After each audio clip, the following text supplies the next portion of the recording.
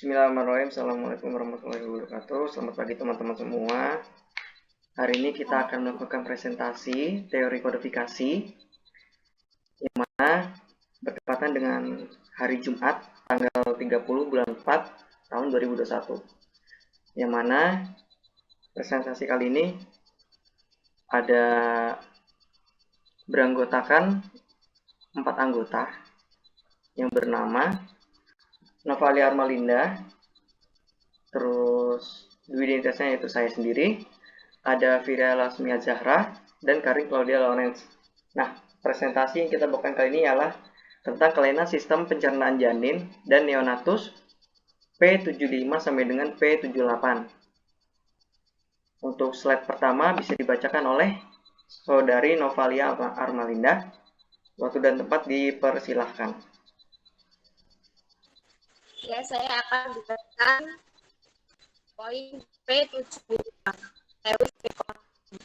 Gangguan dalam penularan metabolisme yang menyebabkan adanya sumbatan atau obstruksi saluran cerna. P76. Obstruksi usus lain pada neonatus atau kecuali obstruksi usus yang diklasifikasikan pada 5. P76.0 Meconium flu syndrome.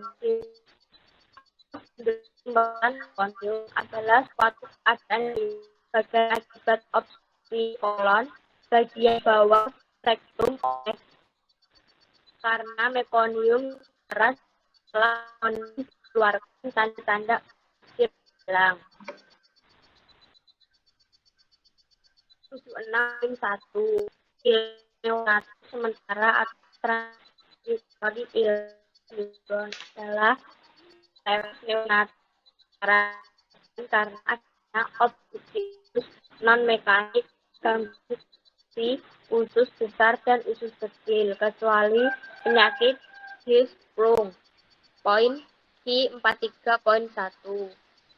P76.2 obstruksi usus akibat susu yang merembes intestinal obstruction due to insufficient milk adalah adanya gangguan pada kontraksi usus besar dan usus kecil. Gangguan bisa terjadi sementara atau ileus atau berlangsung dalam jangka panjang. Poin P76.8 obstruksi usus neonatus lain yang dijelaskan atau other specific intestinal obstruction of newborn adalah penyumbatan yang terjadi di dalam usus, baik usus halus maupun usus besar.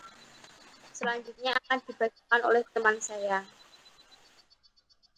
Oke, untuk slide selanjutnya bisa dibacakan oleh saudari saya, Karin Claudia Lawrence. Waktu dan tempat dipersilahkan.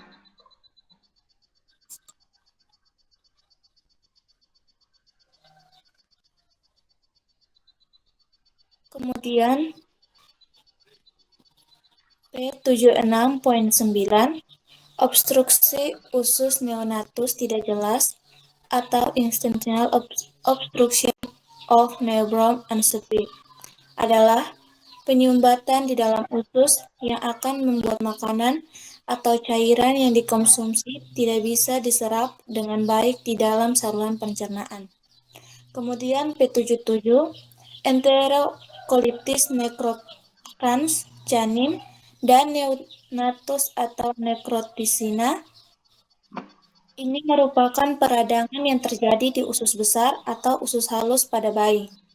Kemudian P78, kelainan sistem pencernaan perinatal lainnya atau other perinatal digestive system disorders.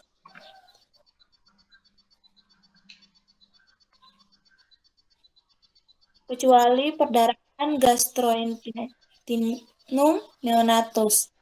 Kemudian P78.0 perforasi usus perinatal atau perinatal intestinal perforation, peritonitis meconium. Kemudian P78.1 peritonitis neonatus lainnya atau other neonatal peritonitis merupakan selaput tipis yang membatasi dinding perut bagian dalam dan organ-organ perut. Kemudian P78.0 hematemesis dan melana neonatus akibat darah ibu tertelan atau neonatal hematemesis and mean due to swallowed adalah kondisi ketika fases anak berwarna gelap akibat bercampur dengan darah. Selanjutnya saya serahkan ke teman saya. Terima kasih. Untuk slide selanjutnya bisa dibacakan oleh saudari saya, yaitu Firia Lasmi Azhara. Waktu dan tempat dipersilahkan. Pada P78.3, diare neonatus non-infektif atau non-infektif neonatal peritonitis adalah infeksi yang terjadi dalam saluran pencernaan yang merupakan penyebab utama diare pada anak-anak. Infeksi enteral ini meliputi satu infeksi bakteri atau Vibrio, E. coli, Salmonella, Shigella, Campylobacter, Yersinia atau Aeromonas. 2. Infeksi virus, enterovirus, adenovirus, rotavirus merupakan penyebab utama diare akut pada anak. 3. Infeksi parasit, yaitu cacing, protozoa, jamur, dan diare neonatus nos, kecuali di negara tempat kondisi ini dianggap menular pada A09. P78.0 kelainan sistem pencernaan perinatal lain yang dijelaskan atau other specific perinatal digestive system disorder. Sirosis atau hepatitis kongenital adalah kerusakan hati kronis dari berbagai penyebab yang mengarah ke jaringan parut dan gagal hati. Ulcus pepticum neonatus adalah sakit pada lapisan esofagus, lambung, atau usus kecil. Tukak terjadi ketika asam lambung menggerogoti lapisan dalam saluran pencernaan. P78.9 kelainan sistem pencernaan perinatal tidak dijelaskan atau perinatal digestive system disorder atau aspesifik. Oke. Slide untuk penjelasan kodenya dari P759 dan P78 sudah habis. Dan sekarang masuk ke sesi soal dan jawaban. Contoh soal dan jawabannya. Yang pertama, soal pertama adalah meconium ileus tanpa kistik fibrosis. Jadi, ada contoh soal yang mana litrum tersebut bisa dicari dari meconium. Terus turunan pertama itu ada ileus, turunan keduanya without cystic fibrosis dan mendapatkan kode P76.0. Yang kedua, ada contoh soal yaitu obstruksi usus seorang bayi baru lahir yang tidak jelas. Yang didapatkan dari litrum obstruction, turunan pertama intestine, turunan keduanya newborn. Yang didapatkan kodenya yaitu P76.9. Yang ketiga, ada contoh soal yaitu tukak saluran pencernaan pada bayi baru lahir. Yaitu dengan dicari litrumnya yaitu ulcer, turunan pertama peptik, turunan keduanya newborn, dan mendapatkan kode P78.8. Soal keempat, ada contoh soal yaitu necrotizing enterosolitis pada janin. Litrumnya bisa dicari dari enterosolitis, turunan pertamanya yaitu necrotizing, yang kedua fetus of newborn yang dapat kode P77. Dan soal terakhir yaitu seorang ibu mengalami obstruksi pada bagian usus yang mengakibatkan air susu yang keluar.